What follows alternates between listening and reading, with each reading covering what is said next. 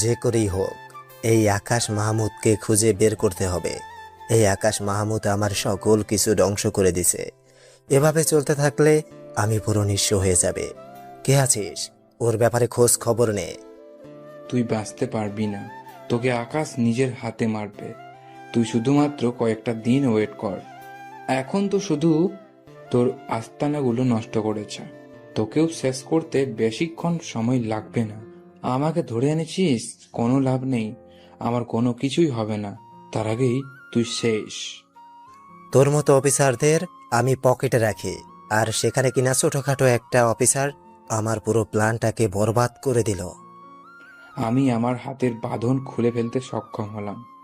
দীর্ঘ 1 ঘন্টা ধরে চেষ্টা করছিলাম। হাতের বাঁধন খুলে ফেলার পরেই আমি আমার সামনে থাকা পিস্তলটা নিয়ে ফায়ার করতে লাগলাম। আর ফায়ার করতে করতে সেখান থেকে আমি বের হয়ে চলে আসলাম। অলরেডি 3জনকে মেরে ফেলেছি। তাড়াতাড়ি করে গাড়ি নিয়ে থানায় চলে আসলাম। আর থানায় আসার পর দেখলাম স্যার এখানে নেই। আমি পানি খেলাম, আর পানি খাওয়ার পরেই স্যার চলে আসলেন। আমি স্যারকে সবকিছু খুলে বললাম। স্যার তখন আমাকে বলতে লাগলো, আমাকে নতুন কিছু একটা ভাবতে হবে, আর নতুন কিছু করতে গেলে আমাকে সেই ভার্সিটিতে যেতে হবে। সেই ভার্সিটির মধ্যে কোনো কিছু একটা আছে। সেই ভার্সিটিতেই মূল মাদকদ্রব্য, এবং এই ভার্সিটি থেকেই প্রতি মাসে 15টা মেয়ে পাচার হয়ে যায়। কালকে আমি সেই ভার্সিটিতে যাব। তারপর আমি বাসায় চলে আসলাম, আর বাসায় আসার পরে ভাবতে লাগলাম যে কিভাবে কি করা যায়, কারণ নাবিল আমাকে ভালোভাবে চেনে না, আর সেটারই আমার ভালো একটা প্লাস পয়েন্ট। আমি ইউনিভার্সিটিতে যাওয়ার পরে ওর ব্যাপারে সমস্ত কিছু জোগাড় করব। তারপরে তাকে আমি ভালোভাবে দেখে নেব, কারণ প্রমাণ ছাড়া কোনো কিছু করতে গেলে উপর থেকে অনেক চাপ আসতে পারে। আমি এসব ভাবতে ভাবতে খাবার খেয়ে ঘুমিয়ে গেলাম। পরদিন সকালবেলা ঘুম থেকে উঠে রেডি হয়ে ভার্সিটিতে হাঁটতে হাঁটতে চলে আসলাম। ভার্সিটির গেট দিয়ে প্রবেশ করছিলাম। ভেতরে অনেকটা আতঙ্ক কাজ করছে, কারণ এই কলেজটা অন্য সব কলেজের মতো নয়, একটু ব্যতিক্রম। কলেজের গেট দিয়ে প্রবেশ করার সময় আবার হঠাৎ করেই একপাশে চোখ পড়ল। আমি দেখতে পারলাম কয়েকটা ছেলে মিলে একটা মেয়েকে খুব বাজেভাবে র্যাগিং করছে। মেয়েটা সেখানেই দাঁড়িয়ে দাঁড়িয়ে কান্না করছে। আমি সেগুলো দেখেও কোনো কিছু বলতে পারলাম না, কারণ এখানে আমার কোনো কিছুই বলার নেই। আমি তো এসেছি নতুন। আমি কলেজের গেট দিয়ে প্রবেশ করছি। হাঁটতে হাঁটতে যখনই ক্লাসের দিকে যাব, তখনই আমাকে একটা মেয়ে পেছন দিক থেকে ধাক্কা দিল। আর ধাক্কা দেওয়ার ফলে আমি কিছুটা দূরে গিয়ে পড়ে গেলাম। আর পড়ে যাওয়ার পরে আমি পিছন ফিরে তাকিয়ে দেখতে পারলাম একটা জিন্স আর শার্ট পরা একটা মেয়েকে। মেয়েটা আমার দিকে রাগী দৃষ্টিতে তাকিয়ে আছে। আর আমি উঠে সামনে দাঁড়ালাম। আর সামনে দাঁড়ানোর পরে মেয়েটা আমাকে বলতে লাগলো, কিরে, তুই এই ভার্সিটিতে এসেছিস নতুন, তারপর আবার আমাকে সালাম না দিয়ে কোনো কিছু জিজ্ঞেস না করেই ভার্সিটির ভিতরে চলে যাচ্ছিস? তোর সাহস তো কম নয়। আমি ভার্সিটিতে নতুন এসেছি, তাই আমি সঠিকভাবে এই ভার্সিটির নিয়ম কানুন জানি না। আর আপনাকেই তো আমি আগে কখনো দেখিনি। আর আপনি আমার সঙ্গে এরকমটা কেন করছেন? আমি তো আপনার সঙ্গে কোনো অন্যায় করিনি। তোর অন্যায় হলো তুই আমাকে সালাম দিসনি, আর আমাকে ইচ্ছে করে ধাক্কা দিয়ে চলে যাচ্ছিস। তুই কি মনে করেছিস তোদের মতো ছোট লোকদের কাজ আমি জানি না? তোরা সুযোগ খুঁজিস যে কিভাবে বড় লোকের মেয়েদের সম্মান নষ্ট করা যায়। এখানে আমার কিসের দোষ? এখানে তো সম্পূর্ণ আপনার দোষ। আপনি তো পিছন দিক থেকে আমাকে ধাক্কা মারলেন। আমি তো আপনাকে সামনের দিক থেকে কখনোই ধাক্কা মারিনি। আপনি তো জোর করেই ধাক্কা দিলেন। আর আপনি আমাকে কেন কথা শোনাচ্ছেন? আরে ফারিয়া, তুই এখনো এই ছেলেটার সঙ্গে কথা বলছিস? এই ছেলেটাকে কয়েকটা দিয়ে দে তো। ছেলেটা হয়তো তোকে ভালোভাবে চিনতে পারে নাই, তুই বুঝিয়ে দিয়ে দে যে তুই কে। আর এরকম খ্যাত মুরগিটাকে তো আমরা এতদিন ধরে খুঁজছিলাম। তুই ঠিকই বলেছিস, এরকম খ্যাত ছেলেটাকে তো আমি এতদিন ধরেই খুঁজছি, যাকে একটু র্যাগিং করতে পারবো মনের সুখে। এই তুই আমাদের সঙ্গে আয়, যদি না আসিস তাহলে কিন্তু পা ভেঙে দিব। আজকে এমনিতেই তুই অনেক অন্যায় করে ফেলেছিস। ওরা সামনে যেতে লাগলো, আর আমিও ওদের পিছনে পিছনে যেতে লাগলাম। জানি যে ও অনেক বড় লোক বাবার একমাত্র মেয়ে, এটাই হয়তো হবে। না হলে এরকম অহংকার থাকতো না। ওর বাবার হয়তো এই ভার্সিটির কোনো কিছু একটা হবে। আমি একটা নিরিবিলি জায়গায় চলে আসলাম, আর ওরা একটা গাড়ির উপরে বসে পড়ল। সবচেয়ে বেশি খারাপ লাগছে ওই ধাক্কা দেওয়া ফারিয়া মেয়েটাকে দেখে। মেয়েটা যেসব পোশাক পরেছে প্রায় বেশিরভাগ অঙ্গগুলোই তার দেখা যাচ্ছে। আমি নিচের দিকে তাকিয়েছিলাম, আর তখন আমাকে পাশে থাকা মেয়েটা এসে একটা থাপ্পড় মারলো।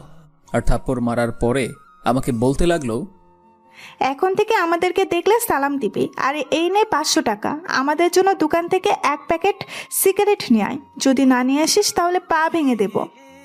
এই কথাটা শোনার পরে আমি কিছুটা অবাক হলাম, কারণ মেয়েরা যে সিগারেট খায় এটা এই ভার্সিটিতে না আসলে আমি হয়তো জানতেই পারতাম না। আমি টাকাটা নিয়ে দোকানে চলে আসলাম, আর দোকানে আসার পরে 1 প্যাকেট সিগারেট কিনে বাকি টাকা নিয়ে ওদের কাছে আসলাম। ওদের কাছে এগুলো দিতেই ওরা প্যাকেট খুলে একটা সিগারেট ধরালো। বিশেষ করে ওই নীলা আর ওই মেয়েটা চুপচাপ মোবাইল টিপছে, আর আমাকে কিছুক্ষণ পর বলতে লাগলো, শোন, তুই এখন থেকে আমাদের হয়ে কাজ করবি। যদি ঠিক মতো কাজ করিস তাহলে তার জন্য তুই টাকা পাবি। কারণ তুই তো গরিব, তুই তো টাকা ইনকাম করতে পারিস না, তাই আমরাই তোকে সাহায্য করব, বুঝতে পেরেছিস? আর ছুটির পরে আমার সঙ্গে দেখা করে যাবি। আর তুই কোন বিভাগে ভর্তি হয়েছিস? আপু, আমি অনার্স 2য় বর্ষে ভর্তি হয়েছি, বাংলা আর সাহিত্য নিয়ে। আসলে ট্রান্সফার নিয়ে এখানে এসেছি। ওই ভার্সিটিতে একটা সমস্যা হয়েছিল, সেজন্য এখানে এসে গিয়েছি। ঠিক আছে, তুই এখন যা এখান থেকে। আর শোন, যদি তোকে আমি ছাড়া অন্য কেউ ডাকে বা র্যাগিং করতে চায় তাহলে আমার নাম বলবি, বুঝতে পেরেছিস?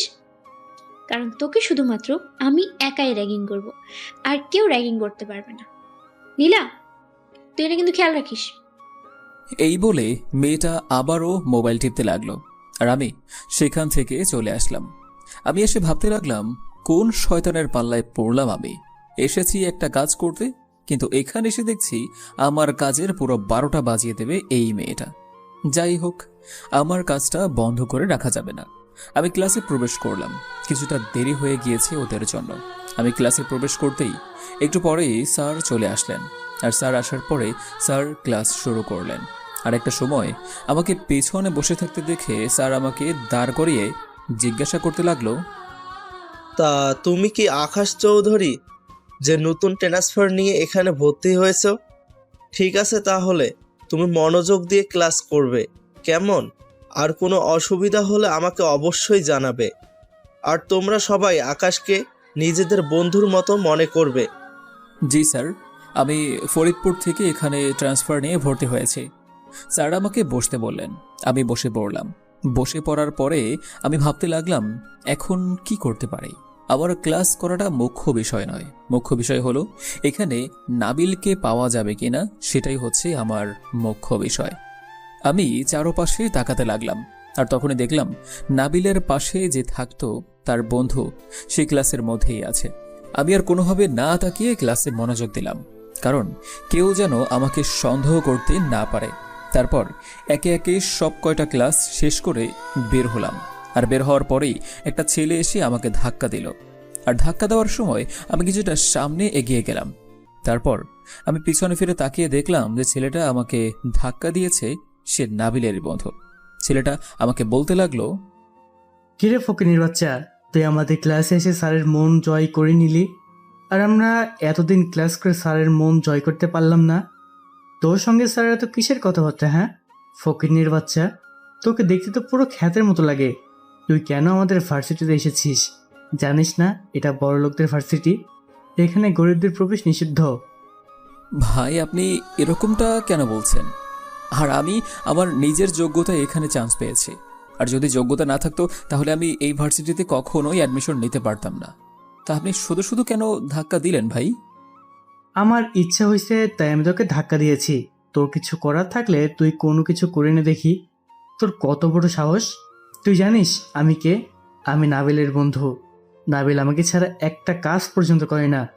তুই দাঁড়া, নাবিলকে আমি ডাক দিচ্ছি, তারপর বুঝতে পারবি। ভাই শুধু শুধু ঝামেলা করে কোনো লাভ নেই। প্লিজ ভাই আমাকে যেতে দিন, আমি কোনো ঝামেলা করতে চাই না। আমি এখানে পড়াশোনা করতে এসেছি, কোনো ঝামেলা করতে আসিনি। আমি এই বলে চলে আসছিলাম। কিন্তু পিছন থেকে আমাকে আবারও ধাক্কা দিল। আমি সামলাতে না পেরে সিঁড়ির মধ্যে পড়ে গেলাম। আর সিঁড়িতে পড়ে যাওয়ার পরে আমি হাতের মধ্যে কিছুটা ব্যথা পেলাম। হাত ছিলে গিয়েছে। আমি উঠে আবারও সামনে দাঁড়ালাম। সামনে দাঁড়ানোর পরে আমাকে আবারও ছেলেটা বলতে লাগলো, কুত্তার বাচ্চা, তুই আমাকে না বলেই এখান থেকে চলে যাচ্ছিলি? তোর সাহস কি করে হয় আমাকে না বলে চলে যাওয়ার? এখন থেকে আমাকে সম্মান দিয়ে চলবি। ছেলেটা আমার মা বাবার নামে গালি দিতে লাগলো।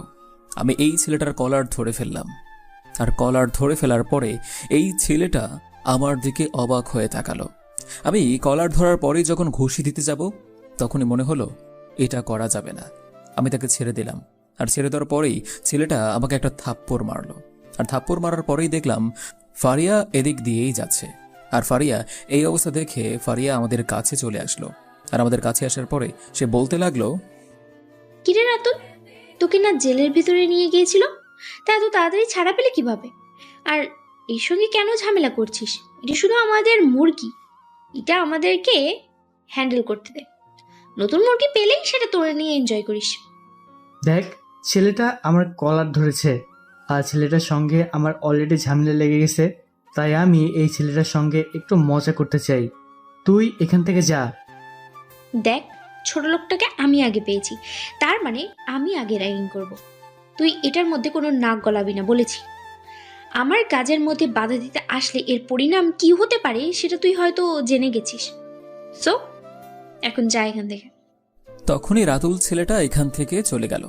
আর রাতুল চলে যাওয়ার পরে আমি সেখানেই দাঁড়িয়ে রইলাম। তখনই ফারিয়া মেয়েটা আমাকে তার পিছনে যেতে বলল। আমিও তার পিছন পিছন যেতে লাগলাম। আর যাওয়ার পরে ফারিয়া আবারও তার গাড়ির উপরে বসে পড়ল। আর আমি সেখানে দাঁড়িয়ে আছি। দাঁড়িয়ে থাকার পরে কিছুক্ষণ পরে ফারিয়া আবারও বলতে লাগলো, আচ্ছা তুই কি করিস? তোর মূলত বাসায় কে কে আছে এটা বল ভালো করে। আর শোন, এই যে এই প্যাকেটটা, আজকে বিকেলবেলা এই জায়গায় একটা লোক আসবে, তুই তাকে এটা দিয়ে দিবি। আপু, আমি খুবই সাধারণ ঘরের একটা ছেলে। আমি এটা করতে পারবো না। আমি আগে ভিতরে জিনিসটা কি সেটা জানবো, তারপরে আমি এটা দিতে পারবো। আরে এটার ভিতরে কি আছে সেটা আমি নিজেও জানি না। এটা আমাকে আমার বান্ধবী নীলা দিল আর বলল তোকে দিয়ে এটা পাঠানোর জন্য। তুই এটা আজকে বিকেলবেলা এই জায়গায় নিয়ে এসে দিস, ঠিক আছে? আপু, আমি এসব কাজ করতে পারবো না, আমাকে মাফ করবেন। আর আমার বাসায় অনেক কাজ আছে, আমি তাহলে গেলাম। আমি এসবের মধ্যে নাই। আমি এখানে পড়াশোনা করতে এসেছি, আমি কারো কাজ করার জন্য এখানে আসিনি। তখনই ফারিয়া আমাকে থাপ্পড় মারলো। আর ফারিয়া থাপ্পড় মারার পরেই নীলা সেখানে চলে আসলো। আর ফারিয়া নীলাকে এটা বলল। নীলাকে বলার পরে নীলা আমাকে আরো 2টা থাপ্পড় মারলো। আর থাপ্পড় মারার পরে নীলা আমাকে বলতে লাগলো, তুই এটা আজকে বিকেলে এক জায়গায় নিয়ে যাবি, আর যদি না নিয়ে যাস তাহলে তোকে এমন মার মারবো যে কখনো এই ভার্সিটিতে ঢুকতেই পারবি না, সারা জীবন হাসপাতালে বসে থাকবি। আপু, আপনি যদি বলেন যে এটার ভিতর কি আছে তারপরে আমি এটা নিয়ে যেতে পারবো। আমি এভাবে নিয়ে যেতে পারবো না, আপনি আমাকে ক্ষমা করবেন। আপনি যদি অন্য কিছু বলেন এনে দেওয়ার জন্য, আমি সেটা এনে দিতে পারি, কিন্তু এই কাজটা আমি কখনোই করতে পারবো না। আমি খুবই সাধারণ ঘরের একটা ছেলে। হ্যাঁ রে নীলা, তুই এটার মধ্যে কি আছে এটা তো আমারও জানার ইচ্ছে। অনেকদিন তো তুই আমাকেও পাঠিয়েছিস। আর ওই ছেলেটাই বা কে? তুই তো আমাকে কখনো এটার বিষয়ে কখনো কিছু বললি না। এই কথাটা শোনার পরে আমার অনেকটা সন্দেহ জাগে। তার মানে নীলা ফারিয়াকে বোকা বানিয়ে এসব কাজ করাচ্ছে। ফারিয়া দিতে যেয়ে যদি পুলিশের কাছে ধরা খেত তাহলে সমস্ত কিছু ফারিয়ার নাম হতো। নীলা অত্যন্ত চালাক একটা মেয়ে। নীলার সঙ্গে না হয় আমাকে অন্যভাবেই কথা বলতে হবে, তাকে আমার টার্গেটের মধ্যে রাখতে হবে। তারপরে অনেক কথা বলার পরে একটা সময় আমি সেখান থেকে চলে আসলাম। আর ফারিয়া তার গাড়িতে উঠে পড়ল আর সে চলে যেতে লাগলো। আমি রাস্তা দিয়ে একা একা হেঁটে যাচ্ছি। আর কিছুক্ষণ পরেই আমার সামনে একটা গাড়ি থামলো। আর গাড়ি থামার পরেই আমি গাড়িতে উঠে পড়লাম। আর গাড়িতে উঠে পড়ার পরেই আমি ড্রেস পরে নিলাম। পরার পরে নীলার গাড়ির পিছনে যেতে লাগলাম। নীলা আর ফারিয়ার বাসাটার বিপরীত দিকে আমি নীলার পিছনে যেতে লাগলাম। নীলা একটা জঙ্গলের রাস্তা দিয়ে যাচ্ছে। আমার বিষয়টা অনেকটা খটকা লাগলো। হঠাৎ করে এই জঙ্গলের ভিতরে কেন যাচ্ছে নীলা? যেতে যেতে একটা জঙ্গলের ভিতরে প্রবেশ করলো। জঙ্গলটা খুবই পরিচিত, কারণ এখানে অনেক বদমাশ ছেলেগুলো আড্ডা দেয়, নেশা করে। এখান থেকে অনেক ছেলেগুলোকে আমি ধরে নিয়ে গিয়েছিলাম, কিন্তু নীলা এখানে আসার মন্তব্যটা কি সেটা বুঝতে পারলাম না। আর কিছু দূর যাওয়ার পরে নীলার গাড়িটা থেমে গেল, আর আমিও গাড়িটা কিছু দূরে যাওয়ার পরে পার্ক করলাম। আমার সঙ্গে সাকিব রয়েছে। সাকিব, তুমি গাড়িটা আর একটু সাইডে করে নিয়ে যাও, কারণ নীলা যদি বের হয় আর যদি এই গাড়িটা এখানে দেখে তাহলে নীলা সন্দেহ করতে পারে। আমরা পরবর্তীতে তথ্য নাও পেতে পারি। আর পিস্তলটা বের করে সামনে আগাও আমার সঙ্গে। সাকিব আমার কথায় তাই করলো। সাকিব গাড়িটা ভালোভাবে রেখে আমার সঙ্গে পিস্তল তাক করে সামনের দিকে এগিয়ে যেতে লাগলো। আমি লুকিয়ে লুকিয়ে সামনে এগিয়ে যাচ্ছি, আর এগিয়ে যাওয়ার পরে আমি যাকে দেখলাম তাকে দেখার জন্য আমি মোটেও প্রস্তুত ছিলাম না। নাবিলকে সেখানে দাঁড়িয়ে থাকতে দেখলাম, আর তখনই নীলা নাবিলের কোলে গিয়ে বসে পড়ল। আর নাবিল হাত দিয়ে খারাপ কাজ করার চেষ্টা করছে নীলার সঙ্গে, কিন্তু নীলা এতে কোনো বাধা দিচ্ছে না। বুঝতে পারলাম নীলা আর নাবিল দুজনে মিলেই এসব কাজ করছে। তারপর নীলা নাবিলকে ওই প্যাকেটটা দেওয়ার পরে নাবিল নীলাকে আবার বলতে থাকে, নাবিল, আমার কিন্তু একটা জিনিস ভয় হচ্ছে। আজকে একটা খ্যাত ছেলে আমাদের ভার্সিটিতে প্রবেশ করেছে, তবে আমার মনে হচ্ছে যে এটা কোনো খ্যাত ছেলে নয়, কারণ তার বডি স্ট্রাকচার দেখে এটা মনেই হয় না, মনে হয় জিম করা শরীর, আর দেখতে অনেক বেশি সুন্দর। আমার মনে হয় ছদ্মবেশে কেউ ভার্সিটিতে প্রবেশ করেছে। ও কোনো এজেন্ট হতে পারে। আরে ডার্লিং, তুমি এত কেন চিন্তা করছো? তুমি জানো না আমি কি করতে পারি? ওই ছেলে যদি তোমার কোনো ক্ষতি করার চেষ্টা করে বা আমার কাজে বাধা দেওয়ার চেষ্টা করে, তাহলে তাকে এমনিতেই মেরে ফেলবো। আগে দেখো ছেলেটা কি আসলেই সাধারণ, নাকি এর মধ্যে অসাধারণ কিছু আছে। আমার কাছে ছেলেটাকে সুবিধার মনে হচ্ছে না, কারণ আজ পর্যন্ত যারা আমাদের ভার্সিটিতে এসেছে তারা এইভাবে কখনোই আসেনি। যদিও গরিব ঘরের সন্তান থাকতো, তবুও মোটামুটি ভালো মনের জামা কাপড় পরে আসতো, কিন্তু এই ছেলেটা একদমই নিম্নমানের কাপড় চোপড় পরে এসেছে। দেখতে পুরাই বাজে লাগছে, কিন্তু তার বডি স্ট্রাকচার এইরকম বলছে না। ঠিক আছে, তুমি তাহলে এটার প্রতি খুব নজর রাখো। আজকে রাতে 10টা মেয়েকে নিয়ে পাঠাতে হবে ইন্ডিয়াতে। ওখানে আকরাম ভাই মেয়েগুলোকে আজকে রাতেই চাচ্ছে। আজকে রাতে দিতে পারলে আমাদেরকে অনেক টাকা দেবে। আর বস যদি এই কথাটা জানে তাহলে তো আরো অনেক বেশি খুশি হবে। আমি চেষ্টা করছি, দেখি কি করা যায়। আর অলরেডি তো 9টা মেয়ে আছে, এবং আরেকটা মেয়েকে কোথা থেকে নিয়ে আসবো সেটাই চিন্তা করছি। আচ্ছা, এবার একটা কম দিই, পরের বার না হয় একটা বেশি দিয়ে দেব। আমরা ফর পেমেন্ট নিয়ে নেব, আর বসকে আমি এটাই বলবো, তুমিও এটাই বলবা। ঠিক আছে, তাহলে ওই মেয়েগুলোকে তুমি তাহলে রেডি করে দাও। সন্ধ্যার সময় ওদেরকে বর্ডার পার করে দিয়ে আসা হবে, আর তাদের হাতে তুলে দিতে পারলেই ওরা পুরো ক্যাশ টাকা দিয়ে দিবে। ঠিক আছে, আমি তাহলে ওদেরকে রেডি করে দিচ্ছি। আর এই প্যাকেটে মোটামুটি 2 লাখ টাকার ইয়াবা আছে, এগুলো সাপ্লাই করতে হবে। আর ভার্সিটিতে মোটামুটি সাপ্লাই করা হয়ে গেছে, এখন বাকিদের দিতে হবে। তখনই নীলা একটা রুমের ভিতর চলে গেল। আর নীলা একটা রুমের ভিতর যাওয়ার পরে কি করলো সেটা দেখতে পারলাম না। আর নাবিল সেখানে প্যাকেটটা খুলে ইয়াবা খেতে লাগলো, আর সঙ্গে যারা আছে তারাও খেতে লাগলো। আর বাকি ইয়াবাগুলো ওরা অন্য একটা ব্যাগের মধ্যে রেখে দিল। এগুলো দেখার পরে আমার মাথা কেমন যেন কাজ করছে না, কারণ একটা মেয়ে হয়ে এত কিছু করছে, এত খারাপ কাজ করতে পারে একটা মেয়ে, এটা আসলে নীলাকে নিজের চোখে না দেখলে আমি বিশ্বাস করতে পারতাম না। আমি এগুলো ভিডিও করে রেখেছিলাম, কথাগুলো সহ।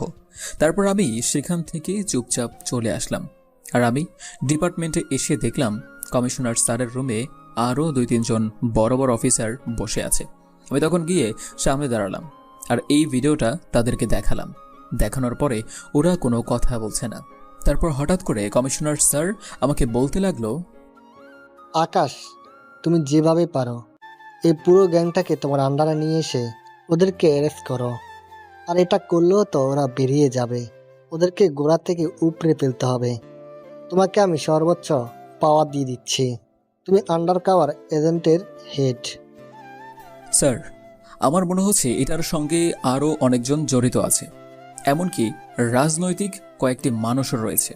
কারণ নাবিল এত বড় কাজ কখনোই করতে পারবে না। এমন কেউ আছে যে এপার বাংলা ওপার বাংলা মোটামুটি সকল দেশের সঙ্গে কানেক্টেড থাকে সব সময়, আর তার সাহায্য নিয়েই নাবিল এগুলো করে বেড়াচ্ছে। পুলিশের কাছে তথ্য আছে যে নাবিল মারা গিয়েছে, কিন্তু আসলে ওটা নাবিল ছিল না, ওটা নাবিলেরই প্রতিকৃতি অন্য একটা লোক ছিল। হ্যাঁ শারিয়ার, আমার এটাই মনে হচ্ছে সেদিন বোম ব্লাস্টে নাবিল মারা যায়নি। কারণ নাবিল মারা গেলে সকল ব্যবসা বন্ধ হয়ে যেত। কারণ এর পিছনে যে আছে সে নাবিলকে ছাড়া পুরা অচল। নাবিলকে ছাড়া কেউ পারবে না বাংলাদেশের প্রতিটা কোনায় কোনায় এগুলোর সাপ্লাইয়ের জন্য। তাই আমারও এটা সন্দেহ হয়েছিল, আর তুমি এটা শিওর করলে। আচ্ছা, সমস্যা নেই। এখন তোমার নেক্সট প্ল্যান কি সেটা বলো।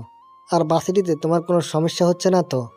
তোমার কথা স্যার কিন্তু জানে তুমি একটা মিশনে গিয়েছিল, আর স্যার তোমাকে যত ধরনের সাহায্য আছে উনি তোমাকে করবে। স্যার, আমার মনে হচ্ছে আমাদের এলাকার এমপি ওনার সঙ্গে জড়িত আছে। কারণ নাবিলের কথাবার্তা দেখে বুঝলাম যে এখানে অনেক বড় বড় কেউ সংযুক্ত রয়েছে। স্যার, আমি আমার দায়িত্ব পালনে অটল থাকব। এখানে যেই থাকুক না কেন আমি সবাইকে নিয়ে শাস্তি দেব। আর নাবিল এবং তার পেছনে কে আছে এগুলো আমি গোড়া থেকে উপড়ে ফেলব। আকাশ, তোমার উপরে আমার সম্পূর্ণ বিশ্বাস আছে, তুমি এটা করতে পারবে। তবে খেয়াল রেখো তোমার যেন কোনো ক্ষতি না হয়। কারণ তোমার পরিবার বলতে কিছু আছে, এটা মনে রাখবে। তোমার মা হাসপাতালে মৃত্যুর সঙ্গে পাঞ্জা লড়ছে, এটা তোমাকে মনে রাখতে হবে। তোমার কোনো কিছু হয়ে গেলে তোমার মায়ের কাছে আমরা কোনো জবাবদিহিতা করতে পারবো না। আসলে তখন কোনো কিছু করার থাকবে না আমাদের, কিন্তু তুমি ছাড়া এই কাজটা কেউ করতে পারবে না। তাই তোমাকে এই অপারেশনটা দেওয়া হয়েছে। এটা কিন্তু ইন্টারন্যাশনাল খেলা, আর এটা মাথায় রাখতে হবে। স্যার, আমার বাবা দেশের জন্য প্রাণ দিয়েছে। আমি যদি দেশের জন্য কোনো কিছু করতে পেরে শহীদ হয়ে যাই, এটাও আমার অনেক ভালো লাগবে। কেন জানেন? আমার মা একটা জিনিস বলতে পারবে সবাইকে যে আমার ছেলে দেশের জন্য প্রাণ দিয়েছে। আমি আপনাকে কথা দিচ্ছি স্যার, বাংলার মাটি থেকে এসব জঙ্গিবাদকে উচ্ছেদ করব আমি। আপনি শুধু আমার জন্য দোয়া করবেন স্যার। আর স্যার, নেক্সট প্ল্যান হলো কলেজের মধ্যে কারা কারা নাবিলের সঙ্গে সংযুক্ত রয়েছে সবাইকে টার্গেট রাখা। ওরা কার কার সঙ্গে কথা বলে কোথায় যায় সেগুলো আমার জানা প্রয়োজন। তারপরে আমি সামনে আগাতে পারবো। নাবিলকে আগেই কোনো কিছু করা যাবে না। নাবিলকে যদি এখন কোনো কিছু করতে চাই তাহলে আমি অনেক দূর পর্যন্ত যেতে পারবো না। আর আজকে রাতে 9টা মেয়েকে ইন্ডিয়াতে পাচার করা হবে। এখন ইন্ডিয়াতে কে রিসিভ করবে এটাও জানা প্রয়োজন। আর ইন্ডিয়া থেকে মেয়েগুলোকে কোন কোন দেশে পাঠানো হবে সেটাও ওই ইন্ডিয়ার লোক ধরতে পারলেই জানা যাবে। তবে ইন্ডিয়া থেকে কোন কোন দেশে যাবে এটার বিষয়ে নাবিল কোনো রকম কিছু জানে না, কারণ নাবিলের কাছ থেকে ওরা টাকা দিয়ে কিনে নিচ্ছে। আচ্ছা ঠিক আছে, তাহলে তুমি এখন যাও। তোমার যখন যা যা প্রয়োজন আমাকে জানাবে অবশ্যই। আর খুব সাবধানে থেকো, যে কোনো সময় যে কিছু হতে পারে। তারপর আমি সেখান থেকে সোজা বাসায় চলে আসলাম। আর বাসায় আসার পরে আমি ফ্রেশ হয়ে কিছু খেয়ে নিলাম। আর খাওয়ার পরে আমি তাড়াতাড়ি করে বাইক নিয়ে হসপিটালের উদ্দেশ্যে চলে আসলাম। আর হসপিটালে আসার পরে আমি আইসিইউতে তাকিয়ে দেখলাম আমার মাকে অক্সিজেন দেওয়া হয়েছে। মায়ের এখনও চোখ খুলেনি। ডক্টর বলেছে কবে চোখ খুলে সেটার কোনো ঠিক নেই, কারণ আম্মু কোমায় চলে গিয়েছে। এই পৃথিবীতে আমার মা ছাড়া আর কেউই নেই। বাবাও পুলিশের চাকরি করতেন, কিন্তু একটা মিশনে যাওয়ার পরে বাবা নিজের প্রাণটা দিয়ে দেন। বাবার ইচ্ছে ছিল আমি যেন পুলিশে জয়েন করি, দেশের সেবা করতে পারি। সেই জন্য পুলিশে জয়েন করেছি। জানি না আমার কপালে কি আছে।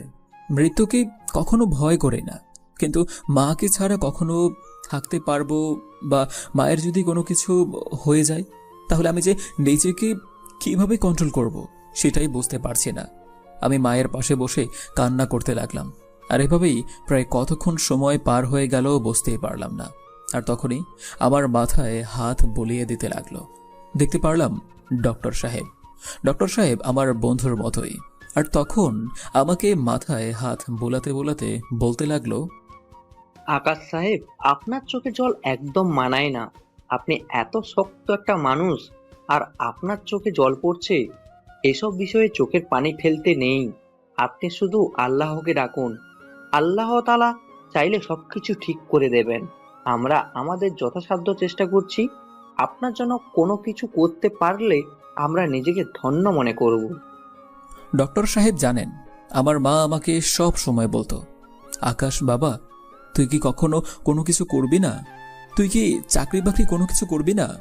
তোকে নিয়ে যে আমার অনেক বড় টেনশন হয়। ভাই জানেন, এখন আর আমাকে কেউ আর বলে না যে আকাশ তুই কেন চাকরি করছিস না। আমি জানি মা এগুলো আমাকে শুধু শুধুই বলতো। মা চাইতো আমি যেন একটা নিয়ম শৃঙ্খলার মধ্যে চলে আসি, কিন্তু সেই নিয়ম শৃঙ্খলার মধ্যে চলে আসলাম, কিন্তু সেটা দেখার জন্য মায়ের আর ভাগ্য হলো না। জানি না মায়ের কখনো জ্ঞান ফিরবেও বা কিনা। আকাশ সাহেব, আপনি এসব কথা বাদ দিন। আপনি আমার কেবিনে আসেন, আপনার সঙ্গে কিছু আলোচনা করার আছে। ওনাকে যদি জাপানে নিয়ে যাওয়া যায়, ওখানে যদি উন্নত চিকিৎসা করানো হয়, তাহলে খুব তাড়াতাড়ি সুস্থ হতে পারবে, কিন্তু এটার খরচ অনেক বেশি পড়ে যাবে। আমি ডাক্তারের কেবিনে চলে আসলাম, আর কেবিনে আসার পরে ডাক্তারের সঙ্গে যথারীতি আলোচনা করতে লাগলাম। আর তখনই ডক্টর সাহেব আমাকে তার কম্পিউটারে আমাকে কিছু বিষয় জানাতে লাগলো। আমি সেটাই দেখতে লাগলাম।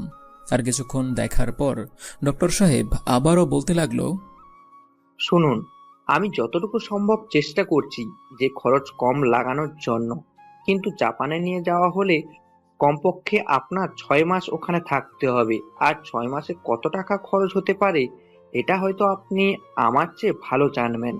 তবে এটাই শিওর দিয়ে বলতে পারছি না যে ওখানে গেলে আন্টি সুস্থ হয়ে যাবে, কারণ সুস্থতার নিয়ামত সম্পূর্ণ আল্লাহর হাতে। আমরা শুধু চেষ্টা করতে পারি। ডক্টর, সমস্যা নেই, আমি ব্যবস্থা করছি। আপনি মাকে জাপানে পাঠানোর জন্য ব্যবস্থা করুন প্লিজ। যত টাকা লাগে আমি জোগাড় করব। তবু প্লিজ আপনি আমার মায়ের চিকিৎসা করুন। একটু ভেবে দেখুন, মা ছাড়া আমার এই পৃথিবীতে কেউ নেই। আমি সব কিছু বাদ দিতে পারবো, কিন্তু মায়ের কোনো কিছু হলে মেনে নিতে পারবো না। এভাবে ডক্টরের সঙ্গে বেশ কিছুক্ষণ কথা বললাম। আর কথা বলার পরে আমি বিদায় নিয়ে বাইরে চলে আসলাম। রাস্তা দিয়ে হেঁটে হেঁটে বাসায় ফিরছিলাম। প্রায় বিকেল হয়ে গিয়েছে। আর বিকেলবেলা বাসায় ফেরার সময় হঠাৎ করেই একটা গাড়ি জোরে চালিয়ে যেতে লাগলো। আর তখনই রাস্তায় থাকা ময়লা আমার গায়ে এসে লাগলো। আমার প্যান্টের মধ্যে ময়লা লেগে গিয়েছে। আমি চিৎকার দিয়ে বললাম, চোখে দেখেন না এভাবে গাড়ি চালাতে হয় নাকি? এটা বলার পরেই গাড়িটা কিছুটা দূর যাওয়ার পরে থেমে যায়। আর থেমে যাওয়ার পরেই গাড়িটা আবারও পিছনে ব্যাক করতে থাকে। আর তখনই দেখতে পারলাম যে গাড়িতে ফারিয়া বসে আছে। আর ফারিয়া বসে থাকার পরে ফারিয়া গাড়ি থেকে নামলো। আর নামার পরে আমাকে দেখে আসতে লাগলো। আর তখন আমাকে বলতে লাগলো, কে? তুই আমাকে পিছন থেকে কি বলছিস? যা বলার সামনাসামনি বলবি। আর আমি গাড়ি চালিয়ে যাচ্ছি, তুই এটা দেখতে পাচ্ছিস না? তুই সাইডে কেন যাসনি? ফুটপাত দিয়ে রেখেছে, এটা তো আর এমনি এমনি ফেলে রাখার জন্য না। এই এখন থেকে ফুটপাত দিয়ে চলাফেরা করবি, না হলে আরেকদিন গাড়ি উপরে উঠিয়ে দেবো কিন্তু। আমি ফারিয়ার কথায় কোনো উত্তর দিলাম না।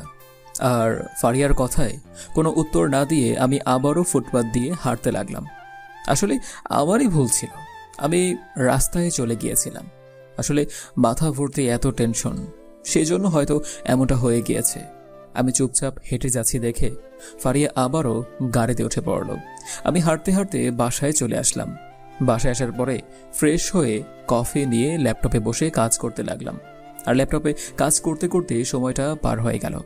আমি ভালোভাবে তদন্ত করতে লাগলাম নাবিলের কাছ থেকে যেভাবেই হোক বাকি অপারেশনের জন্য আমার তথ্য পেতেই হবে। কিন্তু আজকে যে অপারেশন আছে সেটার জন্য আমার প্রস্তুতি নিতে হবে। আমি আমার মোবাইলটা বের করে কল দিলাম। আর কিছুক্ষণ কল হওয়ার পরে সাকিব কলটা রিসিভ করলো। আর কলটা রিসিভ হওয়ার পরে আমি সাকিবকে বললাম।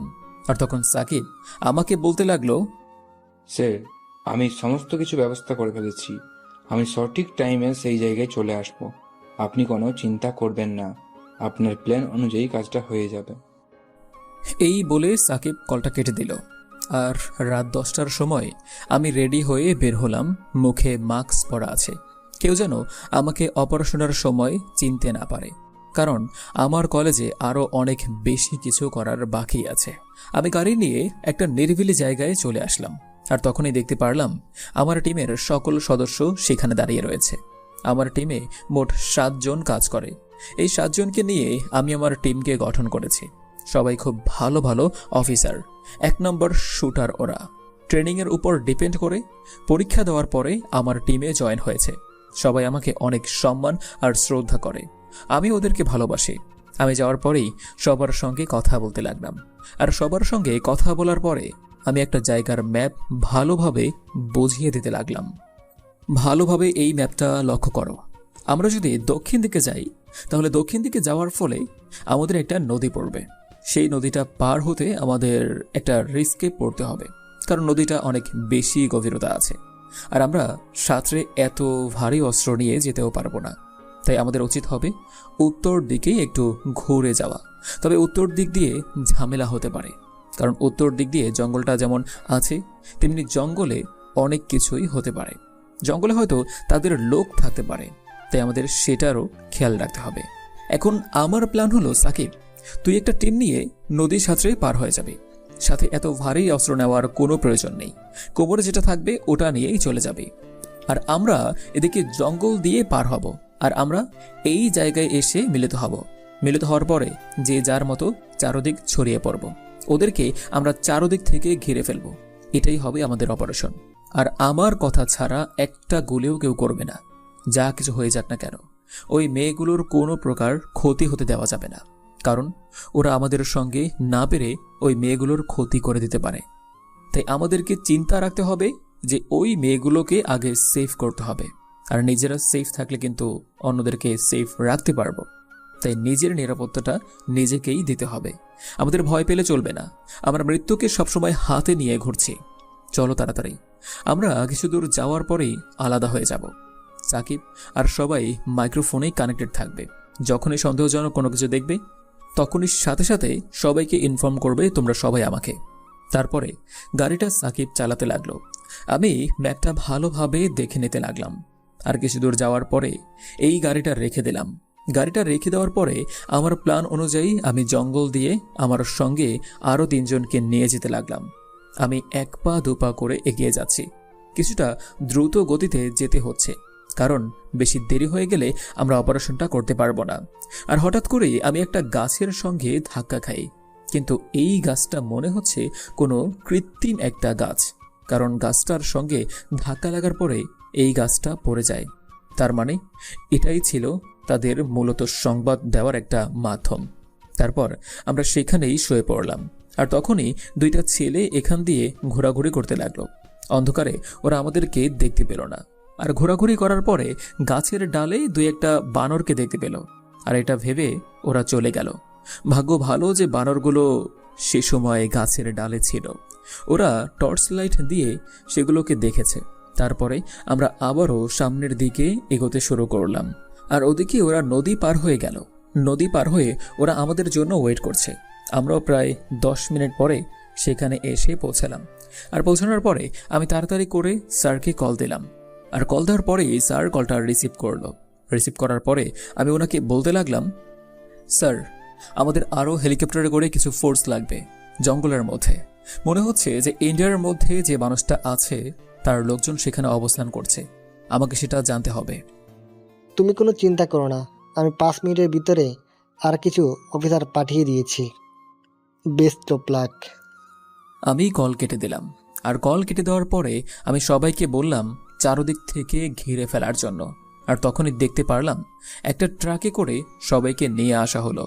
আর একে একে একজনের সামনে সেগুলো দেখে দেখে অন্য একটা ট্রাকের মধ্যে তোলা হচ্ছে। আর সেই সময়ই আমি ফায়ার করলাম। কিছুক্ষণ পরেই হেলিকপ্টারে করে উপর থেকে ফায়ার করতে লাগলো। আর সবাই চারদিকে ছুটাছুটি করে পালিয়ে যাচ্ছে। আমার দরকার ওই ইন্ডিয়ার ওই জঙ্গিটাকে। চারদিক দিয়ে গোলাগুলির সময় কে কোথা দিয়ে পালাচ্ছে সেটা আমি খেয়াল না করলেও আমি এটার প্রতি অনেকটা খেয়াল করে রেখেছিলাম, যেন আমি কোনোভাবে ওকে ধরতে পারি। আর সেটা আমি সফল হলাম। দৌড়ে পালিয়ে যাচ্ছিল। আমি তার দিকে দৌড়ে গিয়ে ধরে ফেললাম এবং পায়ের মধ্যে একটা গুলি করলাম। গুলি করার পরে সে মাটিতে লুটিয়ে পড়ল। তারপর আমি তাকে গিয়ে মারতে শুরু করলাম। আর তারপর আমি তাকে আমার গাড়িতে তুলে ফেললাম। গাড়িতে তুলে ফেলার পরে সবাইকে দিয়ে তাকে পাঠিয়ে দিলাম আমার সিক্রেট রুমে। এদিকে আমি সেখানে ব্লাস্ট করে দিলাম। আর ব্লাস্ট করে দেওয়ার পরেই সবাই ছোটাছুটি করে পালিয়ে গেল। আর এদিকে মেয়েগুলোকে আমি সেফ জায়গায় রেখে ওদেরকে গাড়িতে উঠতে বললাম, আর ওরা গাড়িতে উঠে পড়ল। তারপর আমি ওদেরকে নিয়ে থানায় চলে আসলাম। আর থানায় আসার পরে বললাম সবাইকে তার বাড়িতে পৌঁছে দেওয়ার জন্য, আর যারা দূরে আছে তাদেরকে কালকে পৌঁছে দেওয়া হবে, আপাতত এই থানায় অবস্থান করার জন্য। আমি এই দায়িত্বটা করিম সাহেবকে দিয়ে দিলাম। তারপর আমি বাসায় চলে আসলাম। বাসায় আসার পরে আমি সাকিবকে জিজ্ঞাসা করলাম কোনো কিছু বের করতে পেরেছে কিনা। আর তখন সাকিব বলতে লাগলো, স্যার, ওর নাম হলো ইমরান, তবে আমার মনে হচ্ছে না যে সেই ইন্ডিয়াতে দায়িত্ব থাকা সেই ইমরান। ও ইমরানের ছদ্মবেশে এসেছে। ইমরান নিজে তার ছদ্মবেশে ধারণ করে তাকে বাংলাদেশে পাঠিয়েছে এটা রিসিভ করার জন্য, কিন্তু ও কোনো কিছু বলতে পারছে না, শুধুমাত্র নামটাই বলেছে। আমি তাকে ঘুমের ইঞ্জেকশন দিয়ে আপনার আলমারিতে রেখে দিয়েছি। আমি সাকিবকে বললাম এটাকে চেয়ারে নিয়ে এসে ঘুম থেকে উঠানোর জন্য। সাকিব আলমারি থেকে এটাকে বের করে চেয়ারের মধ্যে বসালো। আর বসানোর পরে আমি তার সামনে বসলাম। আর তখন আমি তার দিকে তাকালাম। আর তাকানোর পরে আমাকে বলতে লাগলো, তুই আমার কোনো কিছু করতে পারবি না। তুই আমার ক্ষমতা সম্পর্কে ভালোভাবে জানিস না, তাই তুই আমাকে ধরে এনেছিস। তোর মতো পুলিশ আমি প্রতিদিন আমার পকেটে রেখে দেই। আমার মতো অফিসার হতে গেলে তোকে আরো কয়েকবার জন্ম নিতে হবে। এখন বল, তুই কার হয়ে কাজ করছিস? সত্যি কথাটা বল, তুই কে? আমার মনে হয় না তুই সেই ইমরান যার সঙ্গে নাবিলের কোনো সম্পর্ক আছে। আসলেই তোকে ইমরান কি ছদ্মবেশে পাঠিয়েছে? আমাকে কেউ ছদ্মবেশে পাঠায়নি, আমি নিজেই ইমরান। আমি নাবিলের সঙ্গে কাজ করি, শুধুমাত্র মেয়েগুলোকে পাচার করে নিয়ে যাই। এটা ছাড়া কোনো কিছু না। আরে আমরা তো শুধু পুঁটি মাছ, বড় মাছ তো এখনো সাগরে ডুব দিয়ে আছে। হ্যাঁ, সেটাই তো আমি জানতে চাই। বল, তোর পেছনে কে আছে? তুই কার কথায় এমন কাজ করছিস? আমার মনে হচ্ছে না যে তুই ইমরান। এই বলে আমি তার হাতের আঙুল কেটে দিলাম। আর হাতের আঙুলটা কাটার পরে আমি সেখানে মরিচের গুঁড়ো দিয়ে দিলাম। আর মরিচের গুঁড়ো দেওয়ার পরে তার মুখের মধ্যে কাগজ ঢুকিয়ে ইচ্ছে মতো পেটাতে লাগলাম। আর এভাবে কিছুক্ষণ টর্চার চলার পরে ছেলেটা আমাকে কিছু বলতে চাইল। আমি তার মুখ থেকে কাগজটা সরিয়ে দিলাম। আর তখন ছেলেটা আমাকে কান্না করতে করতে বলতে লাগলো, ভাই আমাকে আর মারবেন না, আমি সব কিছু বলে দিচ্ছি। আসলে ইমরান ভাই এখানে আসেইনি, ইমরান ভাই এখনো ইন্ডিয়াতে রয়েছে। আমি ইমরান ভাইয়ের ছদ্মবেশে এসেছি এগুলো রিসিভ করার জন্য। কারণ ইমরান ভাইয়ের আসলে যদি ইমরান ভাইয়ের কোনো সমস্যা হয়, সেই জন্য ইমরান ভাই এই বুদ্ধিটা করেছে। আমাকে শুধুমাত্র ইমরান ভাইয়ের মতো প্লাস্টিক সার্জারি করে বানানো হয়েছে। এসব কাজ শুধুমাত্র আমি হ্যান্ডেল করে থাকি। ইমরান ভাই ডেরায় আছে। ও, ভালো কথা। তা এখন ভালো করে বল যে পরবর্তী টার্গেট কে কে আছে, আর এরপর তোদের কোন কোন জায়গা থেকে মালামাল আসবে। ভাই, এটা ইমরান ভাই আমাকে একদিন আগে থেকে জানিয়ে দেয়, আর আমি সেই অনুযায়ী কাজ করে থাকি। এরপরে মনে হয় শপিং মলে ব্লাস্ট করতে পারে, শুধুমাত্র পুলিশ প্রশাসনকে একটু নাড়িয়ে দেওয়ার জন্য। প্রায় ওখানে 5,000 মানুষ মারা যেতে পারে, সে অনুযায়ী ধারণা করা হচ্ছে।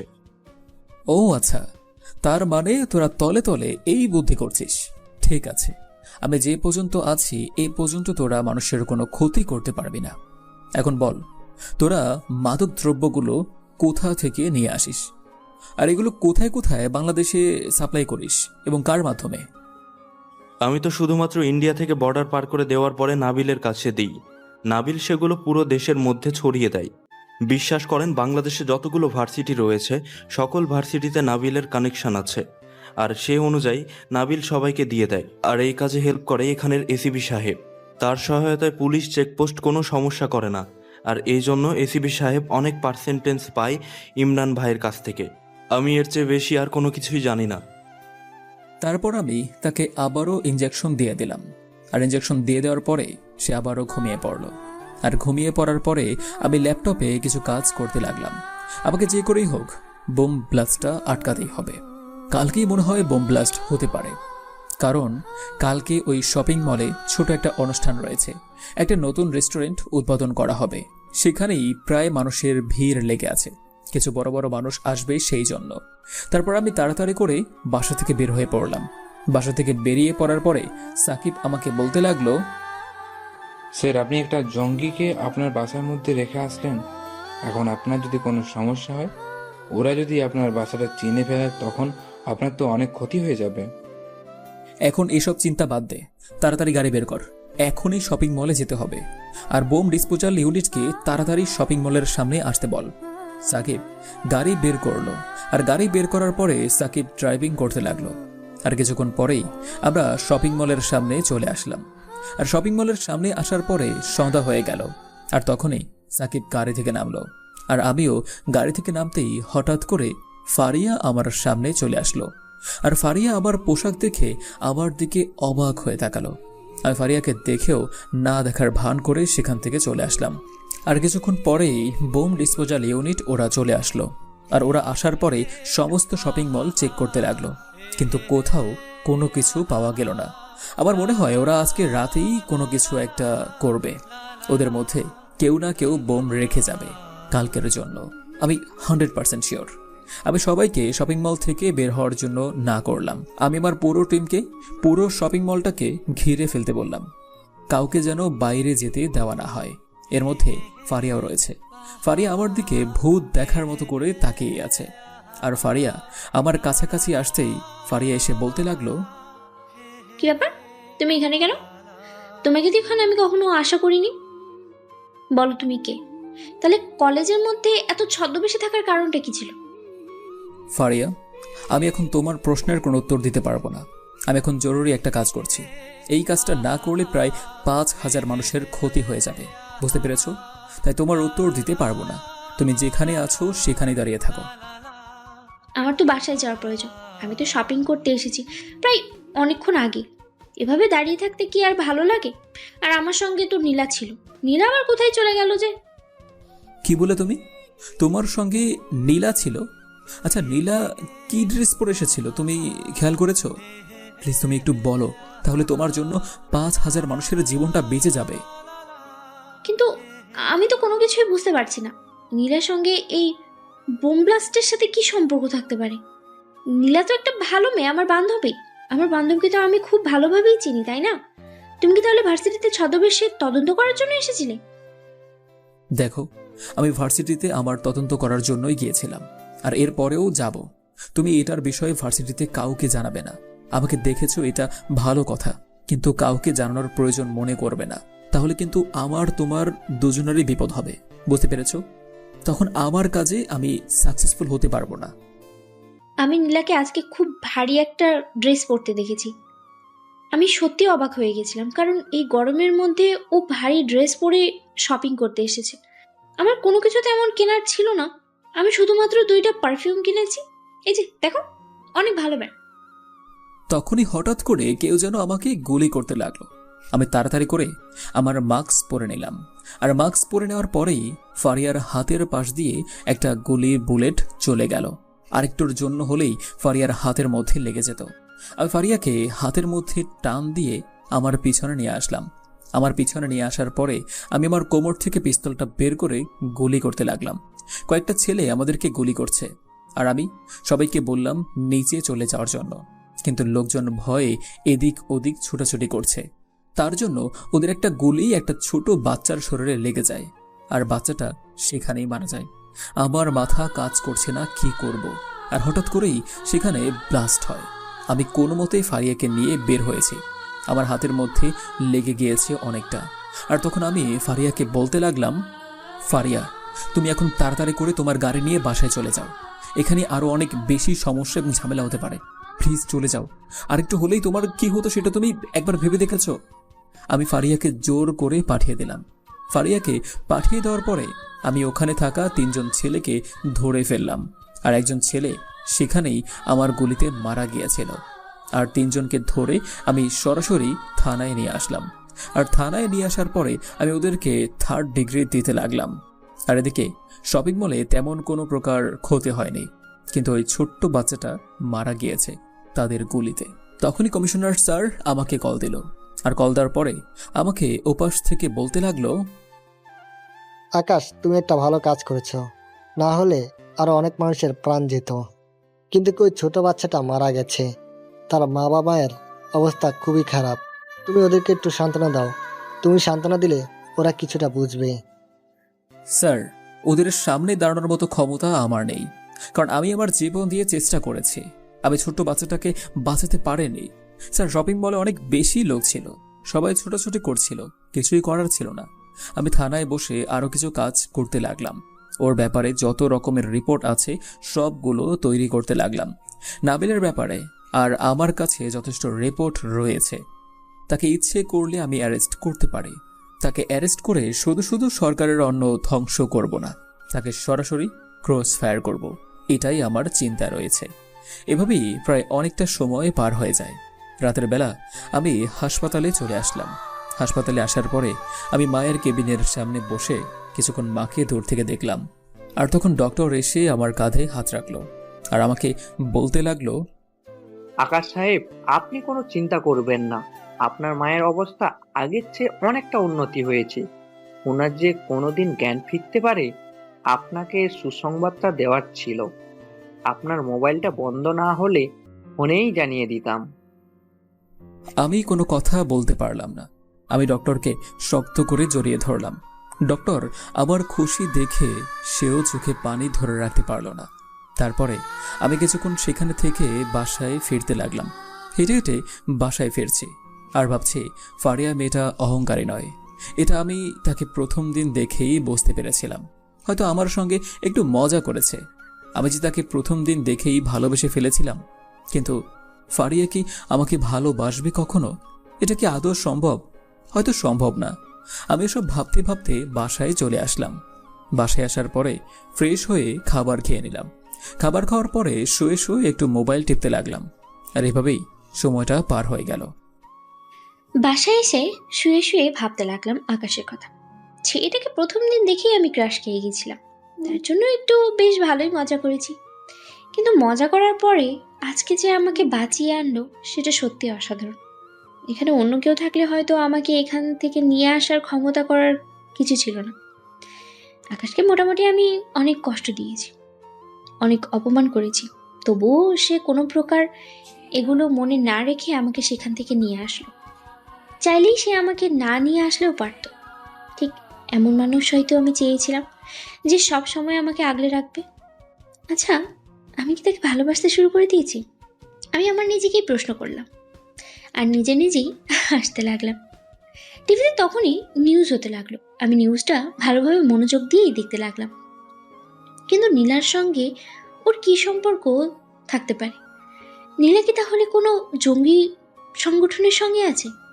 আগেই নীলাকে কোনো কিছু বুঝতে দেওয়া যাবে না, তাহলে আমার ক্ষতি হতে পারে। দেখি কি হয়। তবে আকাশের নাম্বারটা পেলেই ভালো হতো। আমি আমার বাবার কাছে চলে আসলাম। আর বাবার কাছে আসার পরে বাবাকে বললাম কমিশনার সাহেবের কাছ থেকে সে আকাশের নাম্বারটা নিয়ে দেওয়ার জন্য।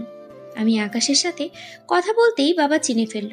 হয়তো বাবার সঙ্গে আরও অনেক কথা হয়েছে, বাবাই আমাকে নাম্বারটা দিল। তবে বাবাকে বুঝতে দিলাম না, বাবাকে বলেছি এমনিতেই। আমার ভার্সিটিতে একটা ঝামেলা হয়েছে, সেটারই সমাধান করতে কালকে যেতে বলব। আমি সেই নাম্বারটা নিয়ে রুমে চলে আসলাম। আর রুমে আসার পরে ভাবতে লাগলাম, এখন কি কল দিব যদি ঘুমিয়ে থাকে? কারণ এখন রাত প্রায় 11:30 বেজে গেছে। আর কোনো কিছু না ভেবেই আমি তার নাম্বারেই কল দিলাম। আর 3-4টা কল হওয়ার পরেই কলটা রিসিভ করলো। আর ঘুম ঘুম চোখেই আমাকে বলতে লাগলো, হ্যালো, আসসালামু আলাইকুম, কে বলছেন? আমি কে বলছি এটা এখন বলবো না, নিজেই গেস করে নাও আমি কে বলছি। যাকে এত কষ্ট করে বাঁচিয়ে আনলে, তাকে কি করে এত সহজে ভুলে যাও? দেখুন, আপনি মনে হয় রং নাম্বারে কল দিয়েছেন। আমি এখন ঘুমাবো। আমাকে প্লিজ আর কোনো বিরক্ত করবেন না। প্লিজ কলটা রাখেন। আপনারা সব অযথা কথাবার্তা আমার মোটেও ভালো লাগছে না। আরে, এখন যদি তুমি আমার সঙ্গে কথা না বলো, তাহলে তোমার সঙ্গে আমার প্রেমটা হবে কিভাবে বলো তো? তুমি তো নিজে কখনো আমাকে বলবে না যে ভালোবাসি, কারণ তোমাকে দেখে বোঝা যায় তুমি গম্ভীর মনের একটা মানুষ। তাই আমিই তোমাকে পটানোর চেষ্টা করছি। ও ফারিয়া, প্লিজ ফারিয়া, তুমি কেন এমনটা করছো? আর আমি না তোমার ভার্সিটির জুনিয়র ছেলে। তাহলে জুনিয়রদের সঙ্গে তুমি এরকমটা কেন বলছো? ভার্সিটির তোমার বান্ধবীরা দেখলে তো তোমাকে অপমান করবে, তোমাকে নিয়ে হাসাহাসি করবে, আর তুমি তো কালকে বলেছিলে যে আমি নাকি খ্যাত। তাহলে কেন কল দিয়েছো তুমি এই খ্যাতের কাছে? আরে সেদিন তো আমি শুধুমাত্র এমনিতেই মজা করছিলাম। আসলে প্রথম দেখায় আমি তোমার প্রেমে পড়ে গিয়েছিলাম, তার জন্য তোমাকে নিয়ে একটু মজা করলাম। এটা ছাড়া আর কোনো কিছুই ছিল না। নীলা আমাকে আরও কিছু করতে চেয়েছিল, কিন্তু আমি তোমাকে পাঠিয়ে দিয়েছিলাম। প্লিজ ক্ষমা করে দাও এটার জন্য। আমি সত্যি এমনটা নই, আমি ওদের মতো না। দেখো ফারিয়া, আমি তোমার সঙ্গে এই বিষয় নিয়ে কোনো কথা বলতে চাই না। আমার মাথায় অনেক টেনশন। তুমি আমাকে প্লিজ ঘুমাতে দাও। আমার ঘুম না হলে আমার সমস্যা হয়। প্লিজ, তোমার সঙ্গে আমি সকালবেলা ভার্সিটিতে কথা বলবো না হয়। তবুও এখন কলটা রেখে তুমি ঘুমাও।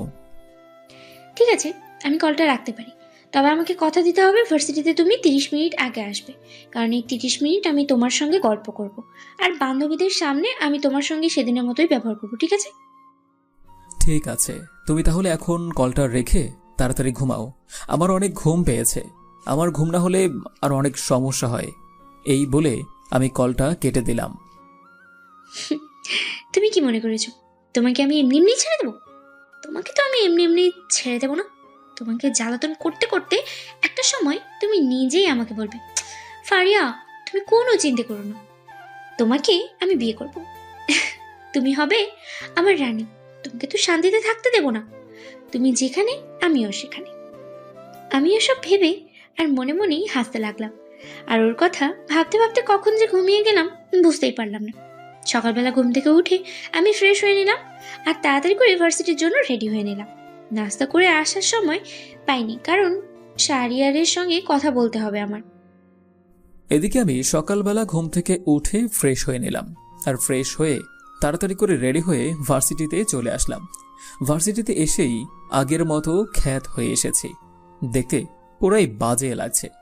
রাস্তার লোকেরা পর্যন্ত আমার দিকে তাকিয়ে আছে। আমি সেদিকে কোনো ভ্রুক্ষেপ না করে ভার্সিটিতে চলে আসলাম। আর ভার্সিটিতে আসার পরে দেখতে পেলাম এখনো কেউ আসেনি, কিন্তু গাছের নিচে ফারিয়া বসে আছে। আমি ফারিয়ার কাছে গেলাম, আর ফারিয়ার কাছে যাওয়ার পরেই ফারিয়া আমাকে বসতে বলল। আমি তার পাশে বসে পড়লাম। আর তখন ফারিয়া তার ব্যাগ থেকে টিফিন বক্সটা বের করলো, আর বের করার পরে আমাকে সামনে দিল। সামনে দেওয়ার পরে দেখলাম পায়েস রান্না করে নিয়ে এসেছে। আর তখনই কোনো কিছু না বলে ফারিয়া আমাকে 1 চামচ খাইয়ে দিল। আর আমি খাওয়ার পরে বুঝতে পারলাম চিনির বদলে লবণ দিয়ে রান্না করে নিয়ে এসেছে। কি করব, কোনো কিছুই বুঝতে পারছি না। আর আমি তখন বলতে লাগলাম, ফারিয়া তুমি যে কাজটা পারো না সেটা কেন করতে যাও? আর তাড়াতাড়ি করে এসব করতে গেলে কেন? একটু আর একটু তো ভুল হবেই, তাই না? আর পায়েসটা কিন্তু আসলেই মজা হয়েছে। আমি আর খাবো না, বাসা থেকে খেয়ে এসেছি তো, তুমি এটা ব্যাগে রেখে দাও। এই বলেই ক্লাসরুমে চলে আসলাম। ক্লাসরুমে আসার পরে ব্যাগটা রেখে আমি সেখানেই বসে আছি। আর তখনই ফারিয়া আমার পাশে এসে বসে পড়ল।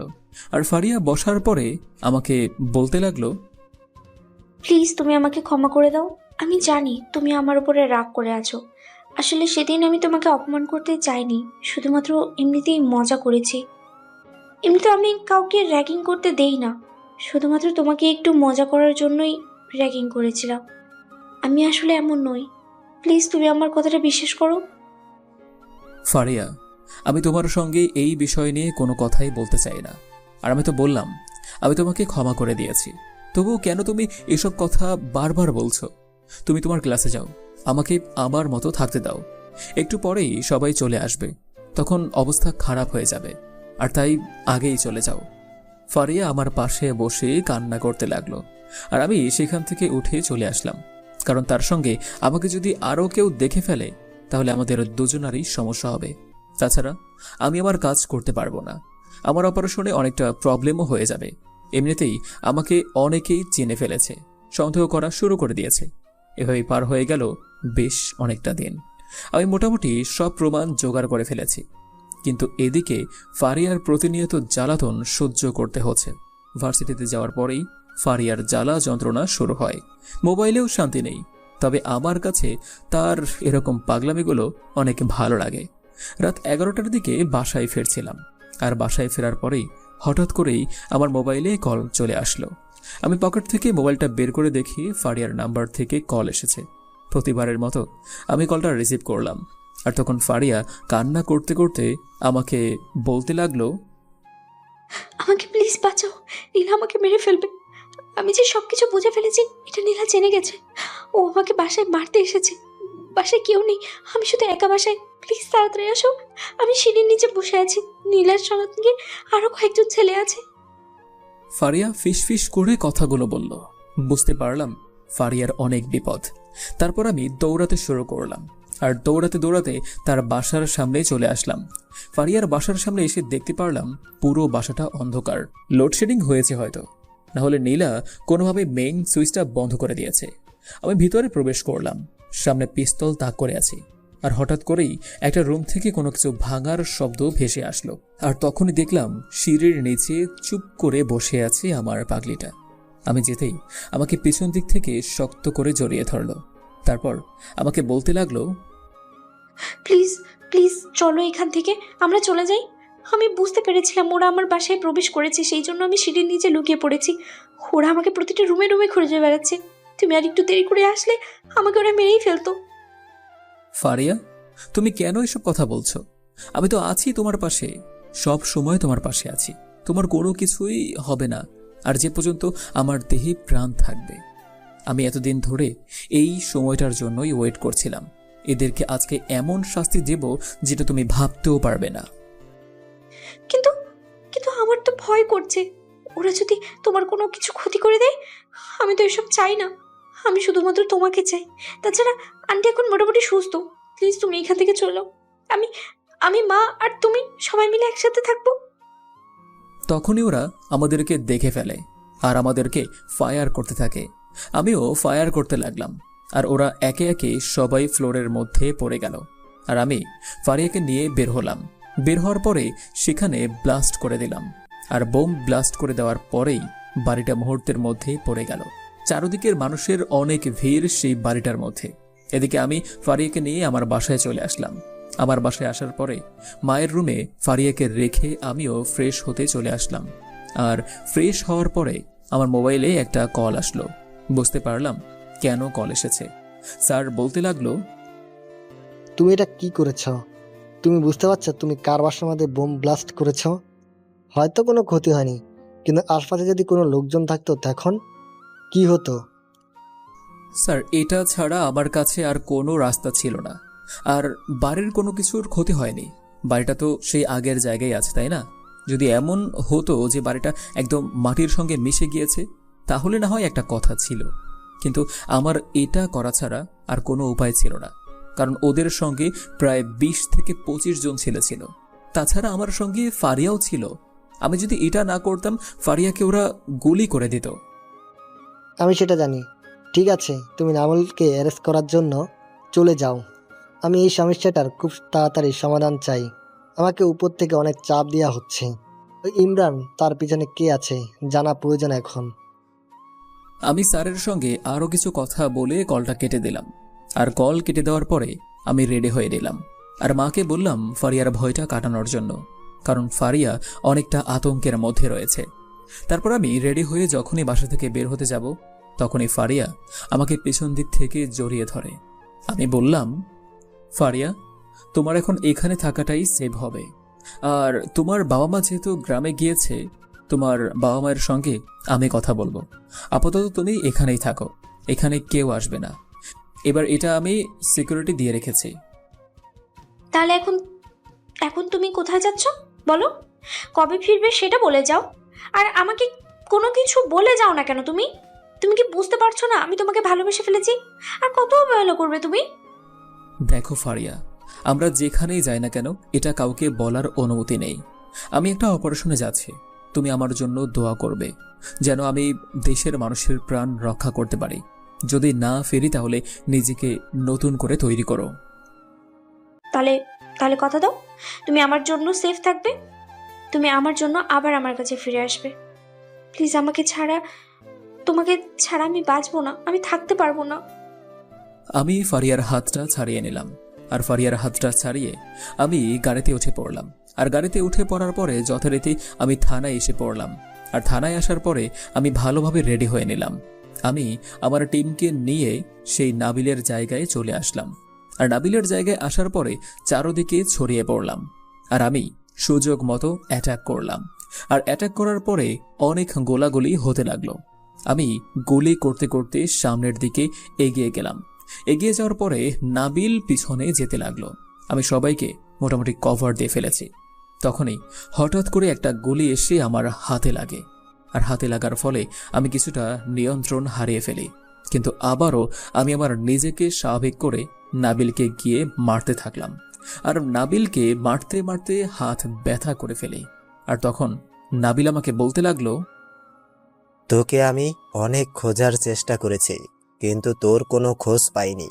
শেষ পর্যন্ত তুই সন্ধ্যার সময় নীলাকে মেরে ফেলেছিস। কুত্তর বাচ্চা, তুই বাঁচতে পারবি না। বস আর ইমরান ভাই আজকেই বাংলাদেশে আসছে। এটাই তো ভালো কথা। তোর বস আর ইমরান বাংলাদেশ এসেছে। তাদের জন্য 2টা কবর আলাদা করে রাখবো, কারণ ওদেরকে তো তোর কাছে পাঠাতে হবে। আর তোর কি একটু বিবেক বুদ্ধি কোনো কিছু নাই? মানুষ এতটাই নিম্নমানের কিভাবে হতে পারে? তুই কত মায়ের বুক খালি করেছিস সেটা জানিস? যে মেয়েগুলোকে তুই পাচার করেছিস, ওরাও তো কারো না কারো ভালোবাসা, ওরাও তো কারো না কারো মেয়ে, ওরাও তো কারো না কারো বোন ছিল। আজকে যদি তুই ওদের জায়গায় থাকতি তখন কি করতে? অযথা তোকে এত জ্ঞান দিচ্ছি কেন? তুই একটা বুয়েটের রেস্টুরেন্ট হয়ে এটা কেন করতে গেলি? তোর সামনে উজ্জ্বল ভবিষ্যৎ ছিল। আমি সবাইকে বোঝাতে চাই যে আমি একা মানুষ পুরো বাংলাদেশটাকে নাড়িয়ে দিয়েছি। সশেষ পর্যন্ত ইউরোপের ডেভিড আমার সঙ্গে হাত মিলিয়েছে। আর ডেভিড আজকে বাংলাদেশে এসেছে, আর সেখানে কিনা তুই আমাকে ধরে ফেলেছিস। তুই বাঁচতে পারবি না। ইমরান ভাই দেশে ফিরেছে। তোর বেঁচে থাকার কোনো অধিকার নাই। তোর সকল জায়গা আমি ধ্বংস করে দিয়েছি। ডেভিড সেই কারণেই দেশে এসেছে, সাথে ইমরান। তাহলে বুঝতে পারছিস আমি একা কতটুকু পারি? ওদের দুজনকে কুত্তার মতো মারব। আমি নাবিলের গলা কেটে দিলাম। আর নাবিল তখন ছটফট করতে করতে মারা গেল। আর তখনই চারদিক থেকে গোলাগুলি হতে লাগলো। আমি কোনো কিছু বুঝে উঠতে পারছি না। আর তখনই একটা গুলি সাকিবের হাতে লাগে। আর তখন সাকিব আমার কাছে এসে বলতে লাগলো, স্যার, ডেভিড আর ইমরান আর তার লোকজন আমাদেরকে চারদিক থেকে ঘিরে ফেলেছে। স্যার, আমরা কি করব? অলরেডি আমাদের 3 জন অফিসার মারা গিয়েছে। এটা হবে, এটা আমি অনেক আগেই টের পেয়েছিলাম। ওয়েট, নিজের দেশের মাটি থেকে এসব জঙ্গি গোষ্ঠীর উচ্ছেদ করব। আমি আমার মাইক্রোফোনে বললাম হেলিকপ্টার নিয়ে আসার জন্য। আর তখন ঝাঁকে ঝাঁকে হেলিকপ্টার থেকে কমান্ডো সেনাবাহিনীর দক্ষ অফিসারগুলো নামতে শুরু করলো। আর চারদিকে তুমুল গোলাগুলি হচ্ছে। আর আমি সামনের দিকে এগিয়ে যাচ্ছি। লুকিয়ে লুকিয়ে আমি ইমরানকে ধরে ফেলতে সক্ষম হই। আর তখন আমি ইমরানের গায়ে একটা ইনজেকশন পুশ করলাম আর গাড়িতে তুলে ফেললাম। আর আমি আবারও গুলি করতে শুরু করলাম। আর ডেভিড সে সময় না পেরে তার হেলিকপ্টারে উঠে যেতে লাগলো। আর আমি দৌড়াতে শুরু করলাম আর ডেভিডের পায়ের মধ্যে গুলি করলাম। আর তখন ডেভিড হেলিকপ্টারে উঠতে পারল না। আমি গিয়ে ডেভিডকে হকি স্টিক দিয়ে মারতে শুরু করলাম। আর সেও আমাকে মারতে শুরু করলো। আমি ডেভিডের গলা কেটে ফেললাম। আর এটা দেখে সকল কমান্ডো হাঁ করে তাকিয়ে থাকে। আর তখনই স্যার আমাকে কল দিল। আর আমি কলটা রিসিভ করলাম আর বললাম, স্যার, ডেভিডকে জীবিত ধরা যায়নি, কিন্তু ইমরানকে জীবিত পাওয়া গিয়েছে। আর ডেভিডের সাথে গোলাগুলিতে সে মারা যায়। আর ইমরানকে আমি আমার মতো করে 3rd ডিগ্রি দেব। ওদের ফাঁসি হতে সময় লাগবে। আমি নিজের হাতে শাস্তি দিতে চাই, স্যার। তুমি ঠিকই বলেছ, ওদের কোনো বেঁচে থাকার অধিকার নাই। তুমি ইমরানকে মেরে ফেলো।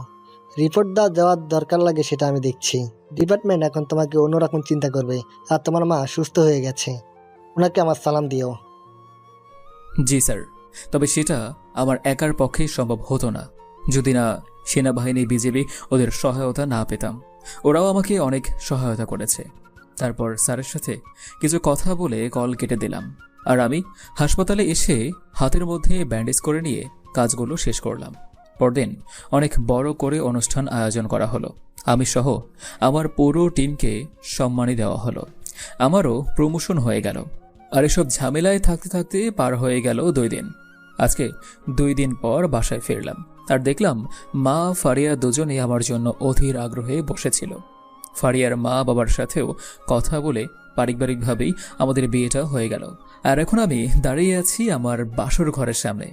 আমি ভিতরে প্রবেশ করলাম আর তখন দেখলাম ফারিয়া ঘুমিয়ে গিয়েছে।